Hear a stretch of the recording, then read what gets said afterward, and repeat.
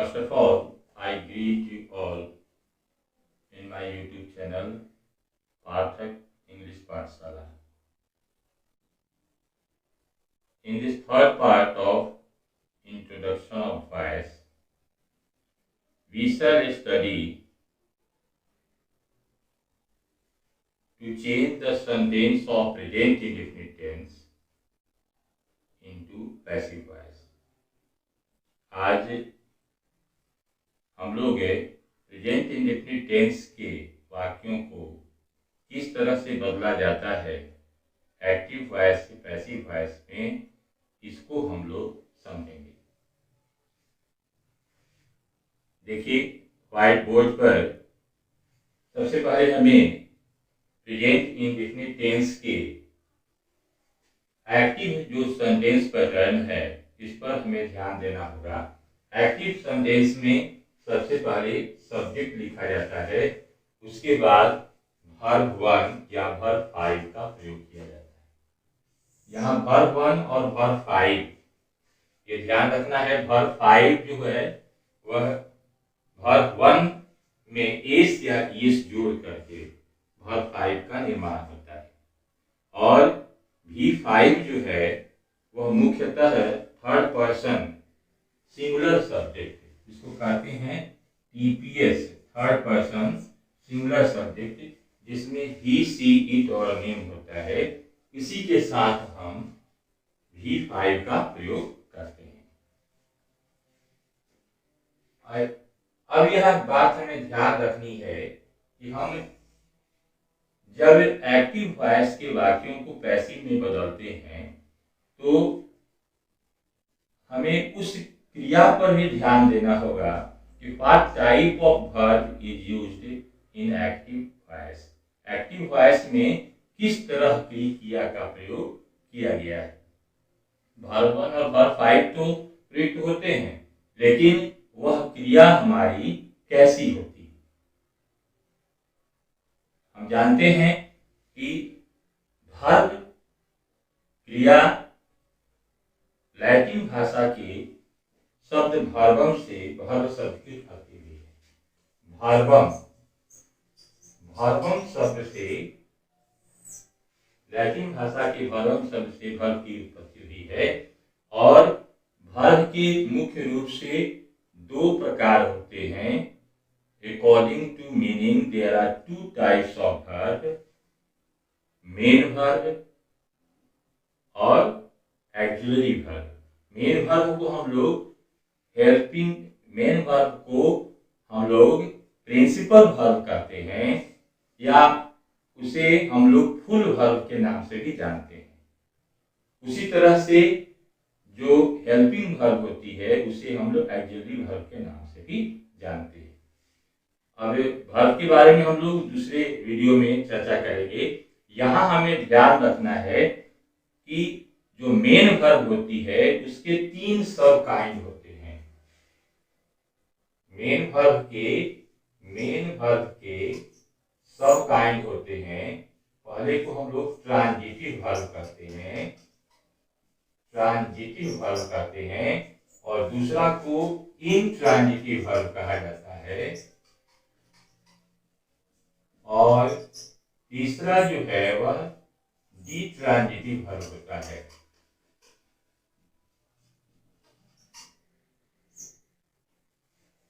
अब हमें यह ध्यान रखना है कि जो एक्टिव वॉइस का जो वाक्य होता है, एक्टिव वॉइस के वाक्य में जो क्रिया होती है वह ट्रांजिटिव वर्ब और डिट्रांजिटिव वर्ब, ये मेन वर्ब की दो क्रियाएं हैं।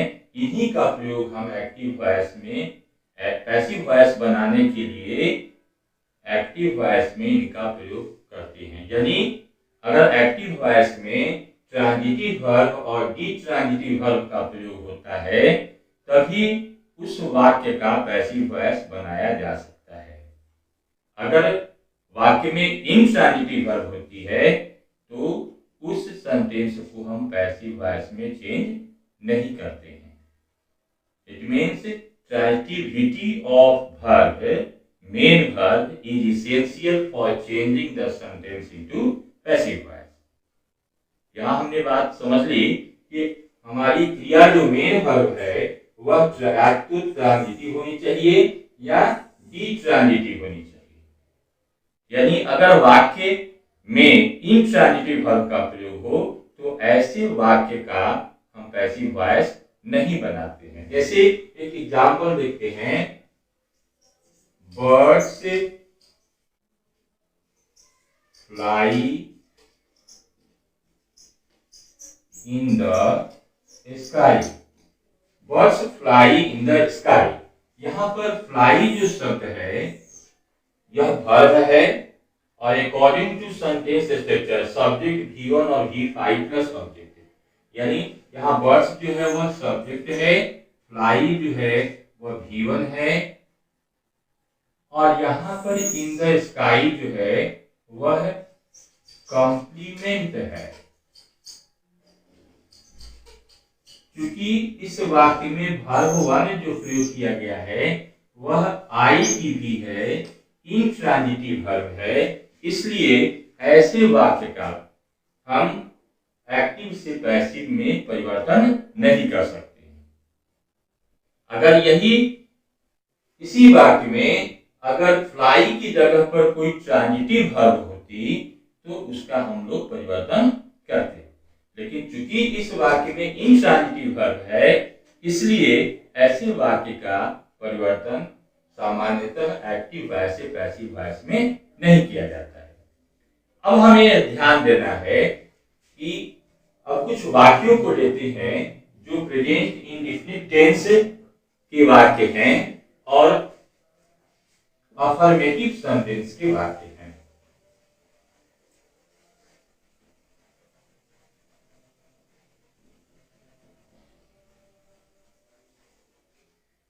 अब देखिए यहां पर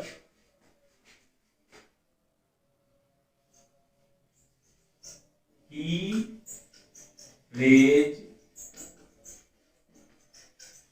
tennis.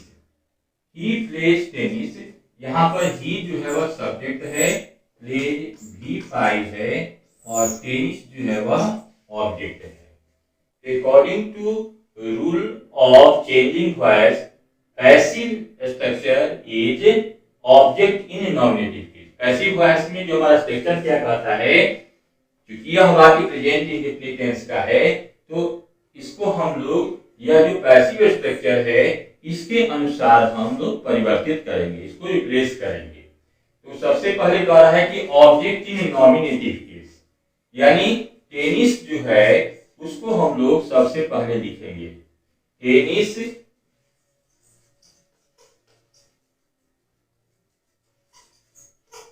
After tennis is am are का प्रयोग करना है। अब यह बात हमें ध्यान रखनी होगी कि इज एम आर जो है वह वर्ब वन क्रिया टू बी जो क्रिया होती है टू बी क्रिया की यह V1 फॉर्म में हम लोग इज एम और आर का प्रयोग करते हैं। इसके बाद पास्ट टेंस में वाज वेयर का प्रयोग होता है, उसके बारे में हमें चर्चा नहीं करनी है। हमें यह ध्यान रखना है कि टू बी क्रिया का जो फॉर्म होता है इज एम आर, उसका हम लोग प्रयोग करते हैं पैसिव वॉइस में प्रेजेंट इंडेफिनिट टेंस में। तो टेनिस के साथ हमारी क्रिया जो होती है वह इज होती है।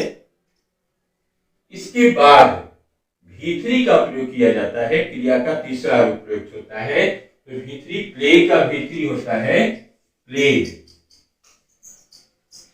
टेनिस इज प्लेड बाई और ही का ऑब्जेक्टिव केस लिखा जाता है, ही का ऑब्जेक्टिव केस होता है ही। यानी अगर हम वाक्य में ध्यान रखेंगे, अगर प्रेजेंट इंडेफिनिट टेंस की वाक्यों का अगर हम लोग पैसिव वॉइस बनाते हैं तो सबसे पहले हमें ध्यान रखना है कि यह जो ऑब्जेक्ट मेन सब्जेक्ट है टेनिस, यानी ऑब्जेक्ट तो लिखा गया है लेकिन यह नॉमिनेटिव केस में लिखा गया है, सब्जेक्टिव केस में लिखा गया है। तो हमें पैसिव वॉइस बनाने के लिए सबसे पहले ये नॉमिनेटिव केस और ऑब्जेक्टिव केस को भी समझना होगा। नॉमिनेटिव केस और ऑब्जेक्टिव केस। नॉमिनेटिव केस में आई फर्स्ट पर्सन में होता है और फर्स्ट पर्सन आई का ऑब्जेक्टिव केस होता है मी। अब उसी तरह से वी का ऑब्जेक्टिव केस होता है अस। आई का मी और वी का अस। सेकेंड पर्सन में यू होता है, यू नॉमिनेटिव केस में होता है और यू का ऑब्जेक्टिव केस होता है you. It remains the same in objective case and nominative case. Nominative case और ऑब्जेक्टिव केस में यू में कोई परिवर्तन नहीं होता है, यू जो का त्यों रहता है। जब हम लोग थर्ड पर्सन में जाते हैं तो थर्ड पर्सन में ही होता है, ही का ऑब्जेक्टिव केस हिम होता है, सी का हर होता है, इट का इट होता है और दे का देम होता है। तो अगर हम लोग नॉमिनेटिव केस और ऑब्जेक्टिव केस को याद कर लेते हैं कि नॉमिनेटिव केस में क्या होता है, ऑब्जेक्टिव केस में क्या होता है, तो प्रेजेंट इंडेफिनिट टेंस के वाक्यों या किसी भी टेंस के वाक्य को बनाने के लिए बनाने में हमें सुविधा होती है, हमें सहूलियत होती है, आसानी होती है। तो सबसे पहले जब हम प्रेजेंट इंडेफिनिट टेंस के वाक्य को अगर हम एक्टिव से पैसिव बनाना है तो सबसे पहले हमें क्या करना होगा? सबसे पहले we have to identify the verb present in the sentence. सबसे पहले हमें जो क्रिया प्रयुक्त हुई है, V1 या V5 जो प्रयुक्त हुई है, उसको हमें आइडेंटिफाई करना है और उसे पहचानना है कि वह क्रिया कैसी है। ये ट्रांजिटिव वर्ब और इंट्रांजिटिव वर्ब। अगर ट्रांजिटिव वर्ब है तभी हम उस वाक्य के को पैसिव वॉइस में परिवर्तित करेंगे। अगर इंट्रांजिटिव वर्ब है तो उसे हम परिवर्तित नहीं करेंगे, जैसा कि मैंने पहले भी आपको बताया। दूसरा कार्य हमें करना क्या है कि एक्टिव वॉइस का जो ऑब्जेक्ट होता है उसे हम लोग नॉमिनेटिव केस में परिवर्तित करके eight the beginning of passive voice लिख देंगे। जैसा कि इस वाक्य में दिया गया है, he plays tennis. He plays tennis, इसमें टेनिस जो है वह ऑब्जेक्ट है और टेनिस को हमने ऑब्जेक्ट के रूप में, ऑब्जेक्ट में सब्जेक्ट के रूप में पैसिव वॉइस में एट द बिगिनिंग लिखा है। उसके बाद हमारी helping verb is am are प्रयुक्त होती है प्रेजेंट इंडेफिनिट टेंस में। उसके बाद V3 लगाया जाता है। इसके बाद बाई जो है प्रीपोजिशन है, उस बाई प्रीपोजिशन का प्रयोग करते हैं। इसके बाद सब्जेक्ट को ऑब्जेक्टिव केस में लिख दिया जाता है। अब एक बात और हमें ध्यान रखनी है, यह जो स्ट्रक्चर है वह अफर्मेटिव सेंटेंस का है। अगर निगेटिव वाक्यों को हमें बदलना होता है तो हमें केवल नॉट शब्द को इज एम आर के बाद, जैसे मान लीजिए यहाँ पर V1 V5 का प्रयोग किया गया है।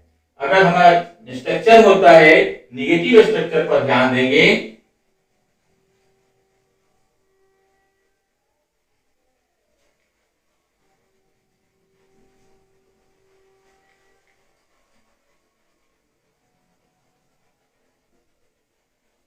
निगेटिव में सबसे पहले हमें सब्जेक्ट लिखना होता है। इसके बाद हमारी हेल्पिंग वर्ब डू और डज होती है। उसके बाद नॉट लगा करके हम V1 का प्रयोग करते हैं। उसके बाद ऑब्जेक्ट होता है। निगेटिव सेंटेंस में अगर हमें सेंटेंस हमारा निगेटिव होता है तो निगेटिव सेंटेंस में व्हाट डू वी राइट, सबसे पहले क्या लिखते हैं? At first we write subject, then we write do does. Do does जो है वह हेल्पिंग वर्ब होती है। प्रेजेंट इंडेफिनिट टेंस में निगेटिव सेंटेंस में लिखा जाता है, लेकिन अफर्मेटिव सेंटेंस में हेल्पिंग वर्ब का प्रयोग नहीं होता है।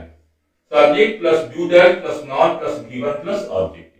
अब ऐसे वाक्यों को अगर निगेटिव सेंटेंस को अगर पैसिव में बदलना होता है तो सबसे पहले हमें ऑब्जेक्ट को लिखना होता है, ऑब्जेक्ट इन नॉमिनेटिव केस। उसके बाद हमारी जो सहायक क्रिया, जैसा कि अफर्मेटिव में आया था, इज एम आर, उसके बाद हम नॉट का प्रयोग कर देते हैं, इसके बाद V3 लगा करके बाई प्रीपोजिशन लिख करके हम लोग सब्जेक्ट इन ऑब्जेक्टिव केस को लिख देते हैं। अब इसको हम लोग इस स्ट्रक्चर पर वाक्य को देखते हैं, तो वाक्य हमारा बनेगा you do not eat a mango, you do not eat a mango, यह निगेटिव सेंटेंस का वाक्य है। यहां पर यू सब्जेक्ट है और ए मैंगो ऑब्जेक्ट है। And when we have to change this sentence of negative sentence into passive voice, what do you do at the beginning? सबसे पहले हमें क्या करना है, ये हमें ध्यान रखना है। At first we have to write a mango at the beginning of the passive voice. A mango will be written at the beginning of the sentence. A mango. After that we have to write a helping verb is.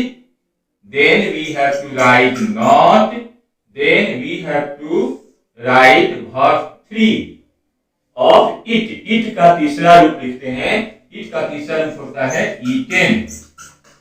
इसके बाद by preposition लगाया जाता है, इसके बाद subject in objective case होता है। Subject in objective case यहाँ पर क्या है, यू, यहाँ पर हम लोग यू को लिख देते हैं। सब्जेक्टिव नॉमिनेटिव केस में यहाँ यू है, तो यू का चूंकि नॉमिनेटिव केस और ऑब्जेक्टिव केस दोनों एक ही होता है, इसलिए यू में हम यू को ज्यों का त्यों लिख देते हैं, तो हमारा पैसिव वाक्य हो जाता है a mango is not eaten by you. इस तरह से आप लोगों ने आज समझा कि अफर्मेटिव सेंटेंस के वाक्य को और नेगेटिव सेंटेंस के वाक्यों को प्रेजेंट इंडेफिनिट टेंस का वाक्य जो होगा उसको पैसिव वॉइस में कैसे बदलते हैं। और अगले वीडियो में हम लोग इंट्रोगेटिव सेंटेंस के बारे में, इंट्रोगेटिव सेंटेंस के वाक्य और डब्ल्यूएच इंट्रोगेटिव सेंटेंस के वाक्य को किस तरह से हम लोग पैसिव वॉइस में बदलते हैं, इसको हम लोग समझेंगे, इसको हम लोग जानेंगे। आप पूरे वीडियो को ध्यान से देखेंगे और इसके बाद अगर कोई प्रश्न होता है तो कमेंट में आप लिख करके पूछ सकते हैं। Thanks. Main points to remember. Transitivity of main verb is essential to change the sentence into passive voice. No object means no passive voice.